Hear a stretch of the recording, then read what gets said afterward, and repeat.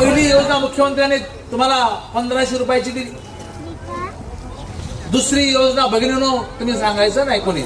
दुसरी योजना तुम्हाला कोणती दिली सांगा जरा.